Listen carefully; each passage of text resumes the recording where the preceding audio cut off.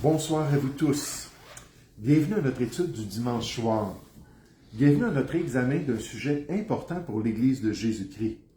C'est-à-dire que nous voulons considérer ce soir la question « Les apôtres sont-ils encore pour aujourd'hui? » Les apôtres sont-ils encore pour aujourd'hui? Les apôtres de l'Église étaient-ils seulement pour le premier siècle ou furent-ils toujours présents durant toute l'histoire de l'Église chrétienne?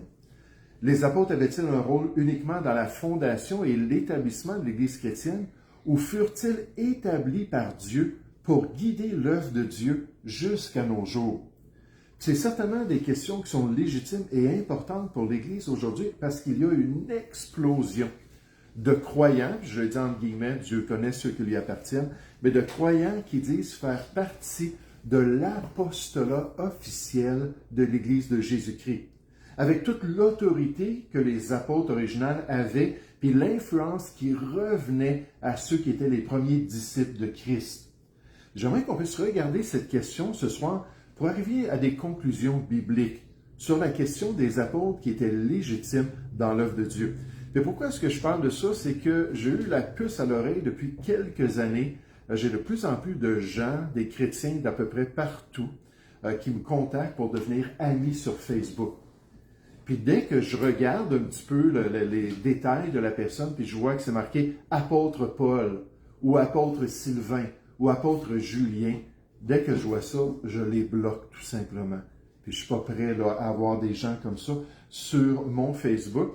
Mais ça m'a aussi montré que c'est surtout dans les pays comme l'Afrique que des gens qui sont dans ces pays-là qui se disent des apôtres. Il semble que cette question du renouveau apostolique, ou ce qu'on appelle la réforme apostolique, je vous parle de ça dans un instant, est fait bien des adeptes dans des pays du tiers-monde, où les personnes ont été séduites par ce contexte, puis ils ont été convaincus que finalement, ils avaient reçu cet appel apostolique dans leur vie pour pouvoir gérer l'Église de Dieu dans leur pays.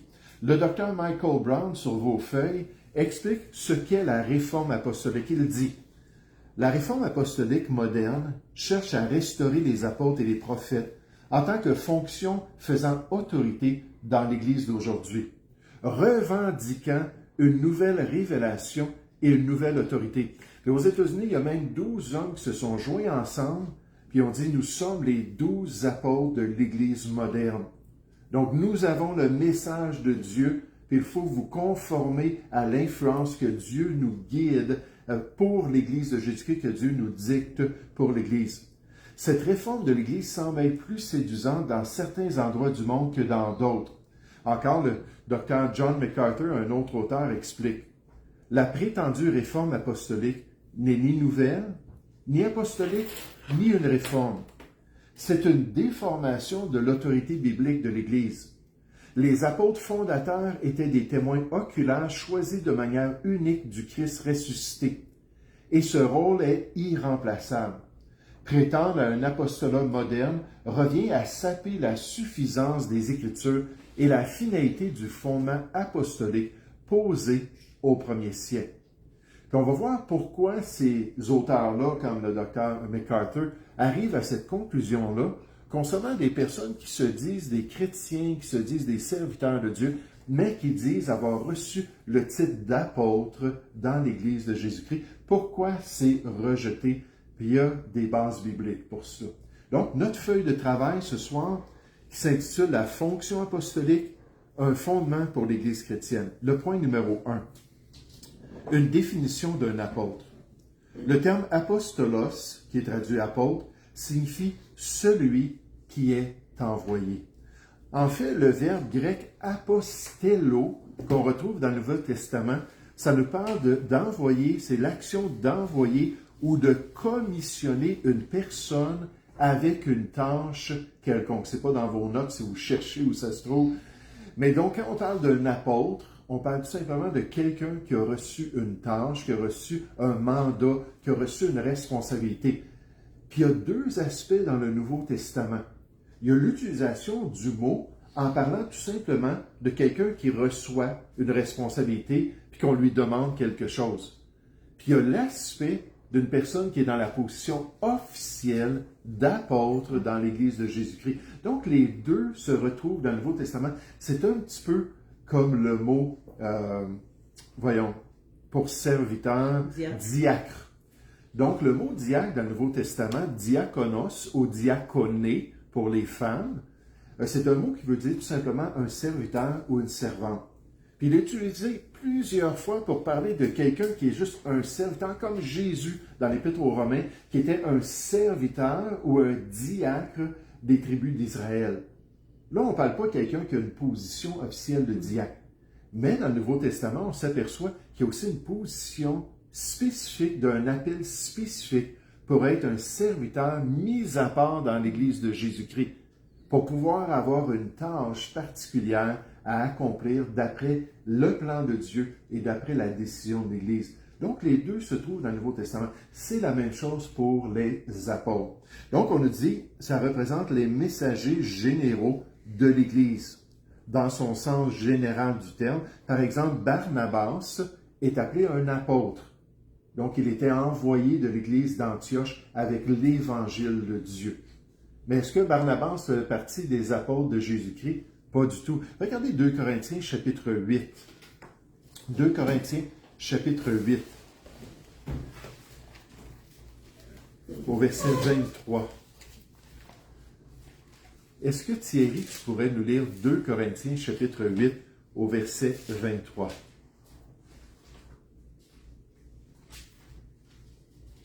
Ainsi, pour ce qui est de Tite, il est notre associé et notre compagnon d'œuvre auprès de vous. Et pour ce qui est de nos frères, ils sont les envoyés des églises à la gloire de Christ. Donc, les envoyés, de quoi est-ce qu'on parle ici? On parle de personnes qui ont la tâche d'amener des dons à l'Église de Jérusalem qui est dans la pauvreté. Ils viennent de passer des temps très difficiles. Puis là, on exhorte les chrétiens à aider ces frères-là dans le besoin.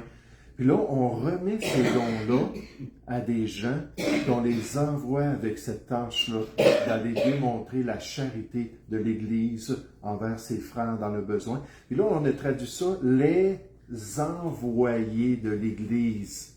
On aurait pu traduire ça, les apôtres.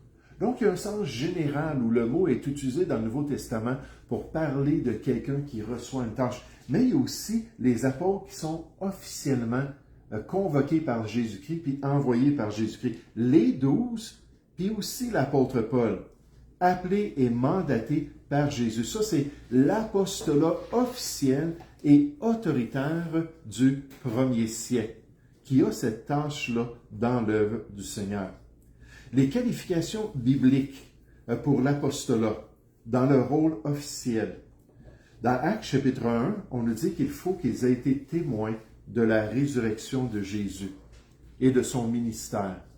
Donc, on voit ça lorsque finalement, voyons ce soir, je dois suivre mes notes parce que ma mémoire, qui a abandonné sa position, qui a renié le Seigneur, qui a livré Judas, merci beaucoup. Mais on voit que Judas n'était plus avec les 11. Donc, dans Actes chapitre 1, ils ont dit, on doit remplacer Judas pour qu'on ait une belle équipe de 12 qui vont servir l'Église de Jésus-Christ.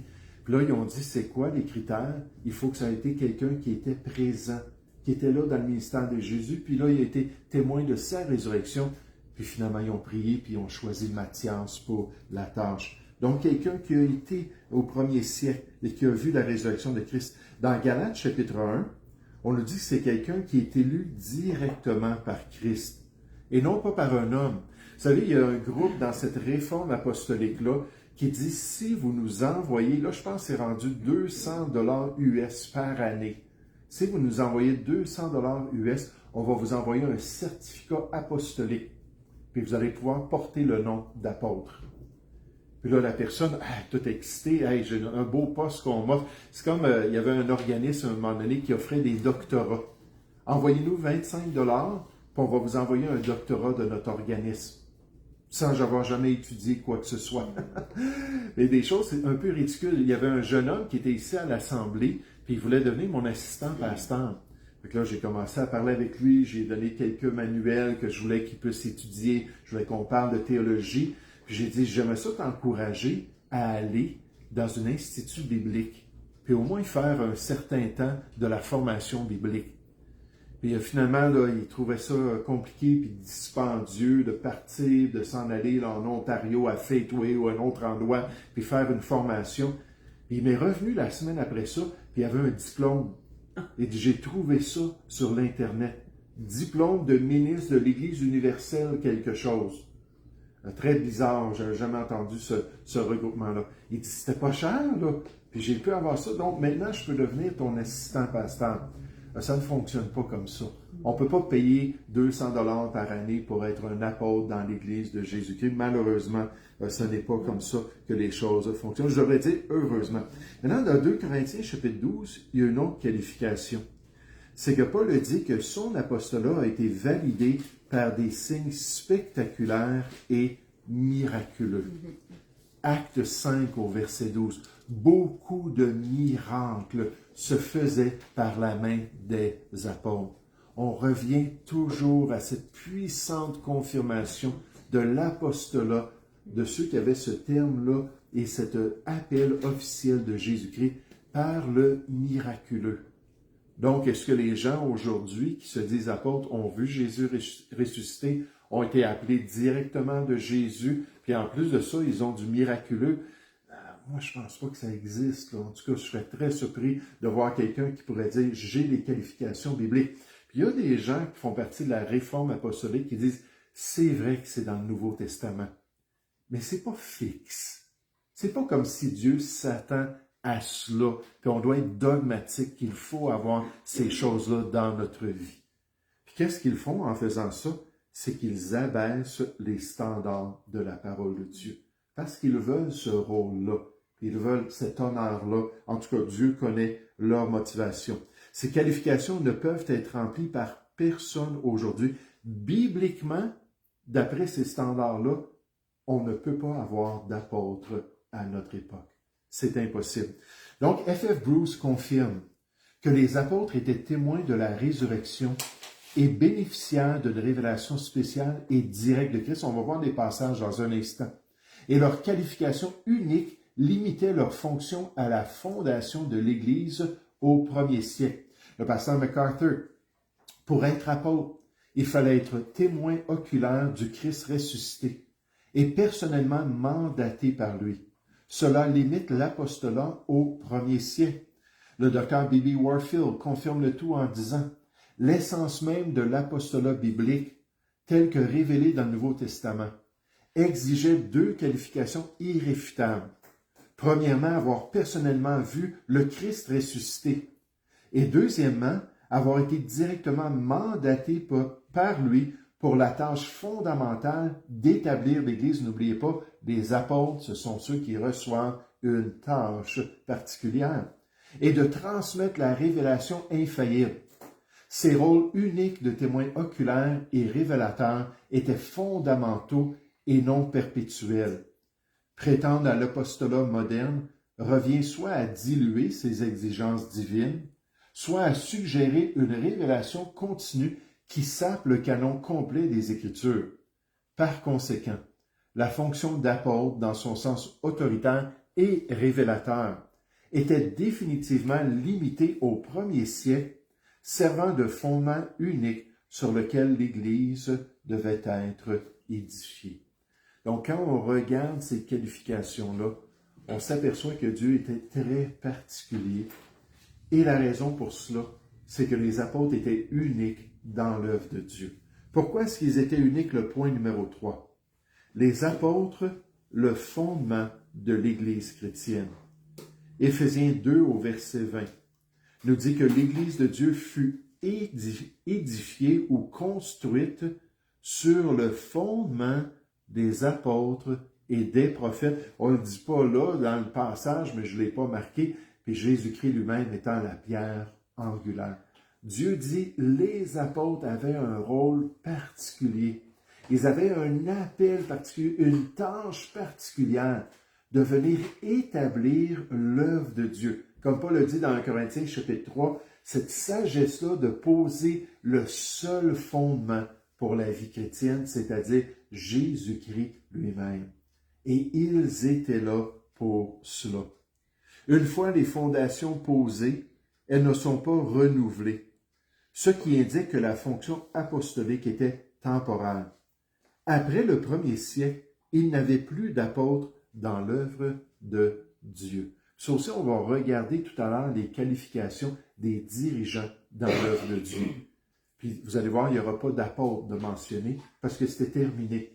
Quand on parlait des prochaines générations, on parlait de l'Église subséquente, puis ce qu'elle allait se produire dans l'avenir, c'était terminé les apôtres. Ils étaient là juste pour établir l'œuvre de Dieu. Point numéro 4. Le rôle unique dans la révélation. Vous savez, quand on pense au Nouveau Testament, on pense aux écrits des apôtres. Quel est celui qui a été le plus prolifique dans les écrits du Nouveau Testament? L'apôtre Paul. Il a écrit 13, peut-être 14 des 27 livres. Donc environ la moitié de tous les livres du Nouveau Testament.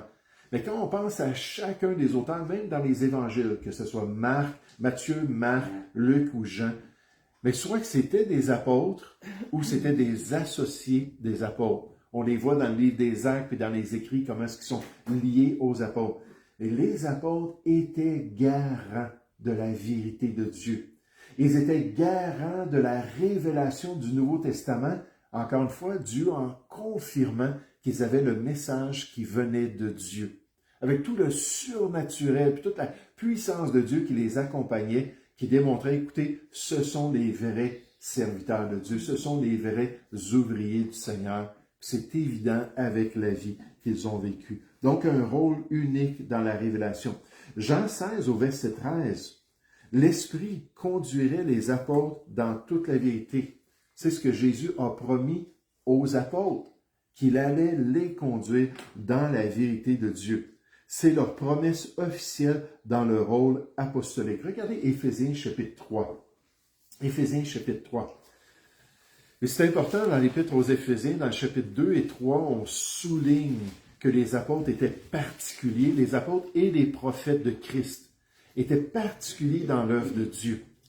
Mais vous allez voir pourquoi c'est important, parce qu'au chapitre 4, ceux qui disent que les apôtres doivent toujours exister et qu'ils ont toujours existé, et en passant, il n'y a aucune preuve historique de cela, mais pour ceux qui disent cela, ils vont se baser sur le chapitre 4. Mais dans le chapitre 2, au verset 20, on dit les apôtres et les prophètes de Christ, c'était le fondement de l'Église. Dans le chapitre 3, au verset 5, qui pourrait nous lire le chapitre 3 au verset 5? Éphésiens 3, au verset 5. Oui? Bon, vas-y, Johnny. Il n'a pas été manifesté aux fils des hommes dans les autres générations, comme il a été révélé maintenant par l'Esprit aux saints apôtres et prophètes de Christ. Donc là, on nous parle du mystère de l'Église. On nous parle des païens puis des circoncis qui tous ensemble, les non-juifs puis les juifs, sont unis dans le salut en Jésus-Christ, dans l'œuvre de Dieu puis dans l'Église du Seigneur Jésus. Puis là, il appelle ça un mystère. Pourquoi? Un mystère dans la parole de Dieu, c'est toujours la même chose. C'est tout simplement quelque chose qui n'avait pas auparavant été révélé. Puis là, il dit, ça n'a pas été mentionné avant. Et Paul, dans le même passage, chapitre 3, il dit, Dieu m'a donné une sagesse pour faire connaître ce mystère-là, pour expliquer l'œuvre de Dieu dans l'évangile du Seigneur Jésus. Mais il dit, qui a reçu ces vérités-là? Il dit, ce sont les apôtres, les saints apôtres et les prophètes de Christ. Encore une fois, on vient les distinguer par leur rôle dans la révélation. Paul, dans son ministère, lui qui avait vu le Seigneur Jésus ressusciter, lui qui avait été formé par Christ lui-même, puis appelé dans le ministère, qu'est-ce qu'il a fait? Il est allé voir les apôtres, puis il leur a demandé, voici l'évangile que je prêche, est-ce que c'est correct? De peur de courir ou d'avoir couru en vain, il est allé auprès de ceux qui sont considérés à cause de leur appel apostolique pour s'assurer qu'il est en train de faire ce qui était vrai aux yeux de Dieu. Ils avaient reçu ce rôle dans la révélation de Dieu. Les apôtres furent utilisés par Dieu pour rédiger et valider les écrits du Nouveau Testament. Après leur ministère, le canon des Écritures fut clos, où la révélation du Nouveau Testament fut terminée. Et c'est quoi le dernier livre du Nouveau Testament? Le livre de l'Apocalypse de quel apôtre? De Jean. Puis Jean est mort à environ dans les années 90, on estime, on ne peut pas savoir là, à 100%. Mais donc, il est le dernier des 12 apôtres. Il est décédé, puis à partir de lui, c'était terminé. Les autres écrits n'étaient plus acceptés comme venant de Dieu. Là, les apôtres avaient reçu ce mandat-là de donner la vérité de la nouvelle alliance en format écrit, inspiré de Dieu, poussé par l'Esprit de Dieu, pour que les gens aient le message de Dieu entre leurs mains. Ils ont reçu ce rôle dans la révélation de Dieu. Ensuite, au point numéro 5, l'absence de succession scripturale. 1 Timothée 3 et Tite 1, ce sont les deux listes de qualification des ouvriers dans l'Église. Décrivent ces deux passages-là, décrivent la succession des anciens et des diacres, mais pas celle des apôtres. L'apôtre Paul écrit à ces deux ouvriers-là. Il leur donne des responsabilités à Éphèse, à Colosse, de pouvoir bénir l'Église puis diriger la prochaine génération de l'Église. Puis il leur dit, écoutez, sur l'Église de Jésus-Christ, là, vous allez établir des gens appelés par Dieu pour pouvoir servir dans l'Église et guider l'Église. Là, il dit, vous allez établir des anciens, vous allez établir des évêques, vous allez établir des diacres. Là, il donne des qualifications. Il faut que ces gens-là soient irréprochables. Puis là, il donne tous des critères. Mais dans ces passages-là, on nous parle de l'œuvre de Dieu et on nous parle de l'Église subséquente. On ne mentionne pas les apôtres. C'est terminé. Il n'y a aucune instruction concernant une nouvelle génération d'apôtres dans l'Église de Jésus-Christ. Les générations subséquentes de l'Église devaient être dirigées et conduites par les pasteurs, les évêques et les anciens, pas par de nouveaux apôtres. Donc, la preuve, le fardeau de la preuve revient à ceux qui se disent apôtres, de démontrer qu'ils ont une justification quelconque pour être apôtres. Ils n'ont pas été témoins de la résurrection de Jésus au premier siècle et de son ministère. Ils n'ont pas vu tous ces miracles-là dans leur ministère que les apôtres avaient quotidiennement. Il n'y avait pas ces critères-là dans leur vie. Puis le Nouveau Testament ne parle jamais de prochains apôtres dans l'œuvre de Dieu. Donc là, ils doivent démontrer dans leur ministère, démontrer dans leur vie qu'ils sont vraiment des serviteurs mandatés par Dieu, avec une tâche particulière. Puis dans cette réforme apostolique, ce qui est triste, c'est qu'il y a beaucoup d'erreurs. Quand tu donnes à une personne de l'autorité, il y a souvent de l'abus de l'autorité. Puis plus qu'il y a d'autorité, plus qu'il y a un potentiel d'abus. Puis il y a des gens dans ces groupes-là, je ne dis pas qu'il n'y a pas des gens sincères, puis qu'il y a des gens qui croient vraiment que c'est l'appel de Dieu, puis qui croient vraiment que c'est légitime encore, ça, Dieu connaît les cœurs. Mais il y a des gens qui vont commencer à proposer des nouvelles vérités, à proposer une nouvelle réforme dans les pratiques de l'Église, à mettre de côté ce qu'on a fait depuis des siècles, là, puis à changer notre manière de voir la vie chrétienne, puis prendre le Nouveau Testament, là, puis l'éclipser, puis laisser les prophètes et les apôtres vous montrer c'est quoi le plan de Dieu. Puis à travers tout ça, il y a toutes sortes de contradictions de ce que Dieu nous a dit. Toutes sortes d'hérésies qui se développent par des gens qui pensent parler au nom du Seigneur, mais malheureusement qui ne sont pas attachés à la parole de Dieu. On pense au pasteur John MacArthur qui vient juste de décéder la semaine passée. Et le pasteur MacArthur, ce qui était intéressant, comme bien d'autres enseignants, c'était quelqu'un qui était spécialisé dans la parole de Dieu. C'est un homme qui maîtrisait le contenu biblique d'une manière extraordinaire. Quand il disait quelque chose, il disait « Ainsi parle l'Éternel ». Parce que Dieu nous l'a montré dans les Écritures à 3800 reprises, ça dit « Ainsi parle l'Éternel » où ce livre-là vient de Dieu. Puis l'Esprit de Dieu utilise sa parole, puis il ne vient pas contredire ce qu'il a révélé. Puis là, en s'attachant à la parole de Dieu, puis en exposant le message biblique, il vient nous édifier. Puis je donne un exemple, mais il y a beaucoup de bons serviteurs comme ça dans le passé qui ont été une bénédiction parce qu'ils se concentraient sur la Bible, sur ce livre qui est vivant et efficace pour nous guider dans les voies de Dieu. Mais moi, je pense que c'est une génération qui est en train de disparaître.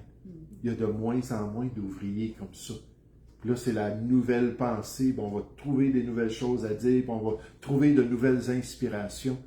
On est en train de détourner les gens de ce que Dieu nous a donné. Toute écriture est inspirée de Dieu. Il est utile pour nous enseigner, pour nous convaincre, nous corriger, nous instruire, nous discipliner dans la justice, afin que l'homme de Dieu soit accompli, pleinement développé, parfait devant Dieu et propre à toute bonne œuvre. C'est quoi qui va faire ça? C'est le ministère des Écritures. C'est la parole de Dieu qui va nous transformer. On n'a pas besoin d'autres révélations. On a toutes dans la parole de Dieu. Donc, il n'y a pas d'indication qu'il allait y avoir d'autres apôtres. Après Paul, aucun nouvel apôtre ne fut nommé. Même après le décès des dirigeants clés. Le docteur Wayne Grudem affirme sur la question: les qualifications des anciens et des diacres données dans 1 Timothée 3 et Tite 1 sont censées servir de normes permanentes pour la direction de l'Église dans toutes les générations. Il n'y a pas d'autres instructions que ceux-là concernant les dirigeants. En revanche, la fonction d'apôtre était un rôle particulier et fondamental au premier siècle, fondé sur leur expérience unique de témoins oculaires du Christ ressuscité et leur rôle d'autorité dans l'établissement de l'Église. Encore le pasteur MacArthur, le Nouveau Testament définit les qualifications des anciens et des diacres et non des nouveaux apôtres. Non des nouveaux apôtres, ça n'existe pas dans la parole de Dieu. Les apôtres originaux, puis après ça, c'était terminé. Ils étaient là temporairement. Car la fonction apostolique était fondamentale et temporaire. La direction de l'Église pour les générations futures était confiée aux anciens et aux diacres. Puis nécessairement, ces qualifications sont bien claires. Maintenant, rappelez-vous, je vous ai parlé d'Éphésiens chapitre 2, Éphésiens chapitre 3, 2, 20, 3, 5. Maintenant, tournez dans Éphésiens chapitre 4, au verset 11 et 12. Qui pourrait lire Éphésiens chapitre 4, les versets 11 et 12? Moi. Oui, certainement. Et il a donné les uns comme apôtres, les autres comme prophètes, les autres comme évangélistes, les autres comme pasteurs et docteurs, pour le perfectionnement des saints, en vue de l'œuvre du ministère et de l'édification du corps de Christ. Alors, ce passage-là, le verset 11 surtout, il a donné les uns comme apôtres, les autres comme prophètes, les autres comme évangélistes, les autres comme pasteurs, docteurs. Dans l'original, c'est lié ensemble. Donc, le berger enseignant. Il dit ça a été donné pour l'édification des saints, pour que les chrétiens puissent bâtir l'Église de Jésus-Christ. Ce sont juste des ouvriers pour aider les gens à accomplir l'appel de Dieu et les œuvres que Dieu a préparées d'avance pour les chrétiens. Ce n'est pas ces ouvriers-là qui doivent bâtir l'Église de Dieu. Ils sont là pour aider les chrétiens à être impliqués dans le corps de Christ et à faire avancer l'œuvre de Dieu. Et là, les gens disent, oui, mais Dieu ne change pas. Puis il nous a dit que Jésus-Christ a fait un don à l'Église, les apôtres, ensuite les prophètes, ensuite évangélistes, pasteurs, docteurs, et ainsi de suite. Il ne faut pas que ça change. On a toujours les apôtres et les prophètes. Parce qu'ils disent, Paul l'aurait dit, sinon, il adresse la question, comme dans 1 Corinthiens chapitre 12, là, il parle de ceux qui ont été établis premièrement, puis il dit les apôtres, les prophètes, ceux qui ont tel et tel don. Il aurait dit, mais c'était juste au début, cela, puis ça a arrêté après ça. Paul n'avait pas besoin de dire ça dans le chapitre 4, parce qu'est-ce qui s'est passé dans le chapitre 2 et 3? Il a déjà spécifié que les apôtres et prophètes étaient temporaires pour le fondement de l'Église de Jésus-Christ.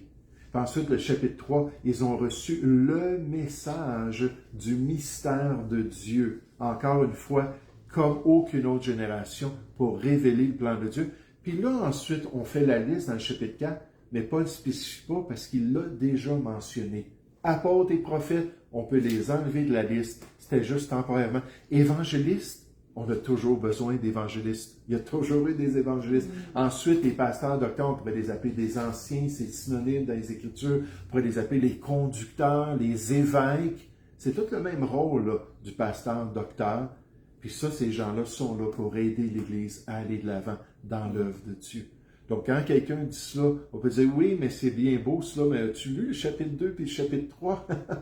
As-tu vu comment est-ce qu'on spécifie que les apôtres et les prophètes de Christ avaient un rôle particulier.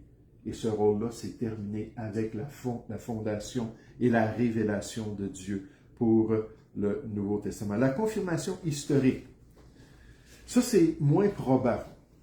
C'est un argument, puis celui qui a écrit l'étude utilisait ça, mais moi je trouve pas ça aussi convaincant puis important. C'est qu'ils vont dire, après les apôtres, vienne la période de la tradition. Puis dans cette période-là, on a les pères de l'Église. Pendant surtout 400 ans, deuxième à la fin du 5e siècle, il y a la période de la tradition. Puis là, les pères de l'Église ont parlé de toutes sortes de choses. Puis là, quand ils parlaient, par exemple, des miracles, ils parlaient des miracles des apôtres. Après ça, il n'y en avait plus de miracles. Quand ils parlaient du rôle d'apôtre, ils parlaient du 1er siècle et du fondement de l'Église. Puis là, tu vois historiquement qu'il n'y avait personne qui disait « Non, non, moi je suis un apôtre aujourd'hui » ou « Moi je fais tel et tel miracle ». Pourquoi ce que je dis, c'est pas très convaincant? C'est que tout de suite au 2e siècle a commencé le développement de ce qu'on appelle l'ancienne Église catholique, le regroupement d'évêques catholiques qui ont commencé à pousser des choses contraires à l'Évangile de Jésus-Christ, à tordre le sens des Écritures, à amener des vérités qui sont devenues plus tard les dogmes de l'Église catholique romaine, puis déjà au 2e siècle. Donc, c'est pour ça qu'on ne s'appuie pas beaucoup sur leurs croyances. Mais c'est quand même révélateur qu'ils reconnaissaient que les apôtres, dans l'histoire du mouvement chrétien, les apôtres, c'était juste pour la première génération. Les premiers dirigeants de l'Église affirmaient que les apôtres étaient uniques. Dans les générations subséquentes, il n'y en avait plus. Même si les pères de l'Église n'ont pas d'importance majeure pour les églises bibliques, leur témoignage démontre tout de même la conclusion à laquelle arrivaient les générations subséquentes de croyants dans les siècles qui ont suivi l'ère apostolique, c'est qu'il n'y avait plus d'apôtres. Les apôtres n'existaient plus. En passant, juste une petite question qui a rapport aux apôtres. Combien y a-t-il de fondements sur la Nouvelle Jérusalem? 12. 12 fondements. Qu'est-ce qui est marqué sur chacun de ces fondements-là?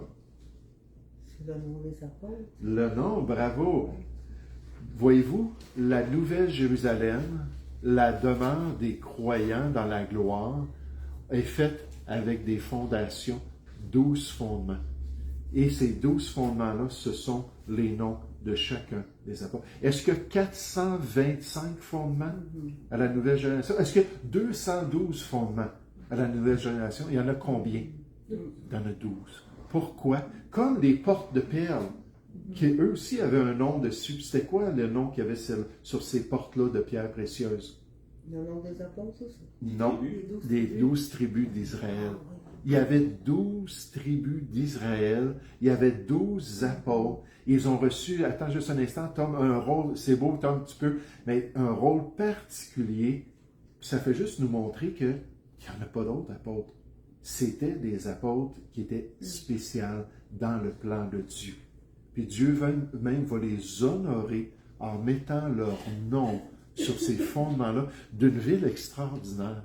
Moi, j'ai hâte de marcher sur ces routes d'or pur, transparent, puis de voir, « Hey, as-tu vu le nom de l'apôtre Jacques en dessous? » Oh oui, mais moi, j'aime mieux cet apôtre-là. De pouvoir voir tout ça pour la gloire de quoi? De qui? Pour la gloire de Dieu, mais avec les ouvriers que Dieu a choisis. Oui? Puis dans Révélation, ça montre qu'il y a 12 c'est quoi, t'avais dit? Tribus. Les 12 tribus d'Israël. Puis tu sais, Jésus, il avait comme relié que les 12 tribus avaient les 12 apôtres dans une façon. Tu sais, si on lit dans le Nouveau Testament, ça le montre. Oui. C'est là, en plus. Oui, oui.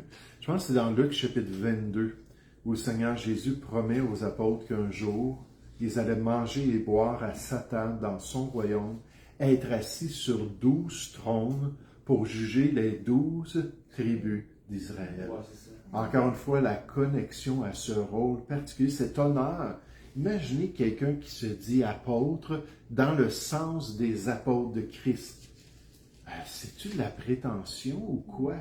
Moi, des fois, les gens m'écrivent et disent excellent. Ils m'écrivent excellent. En anglais, non, c'est pas excellent. Attendez, comment est-ce qu'on dit ça Révérend.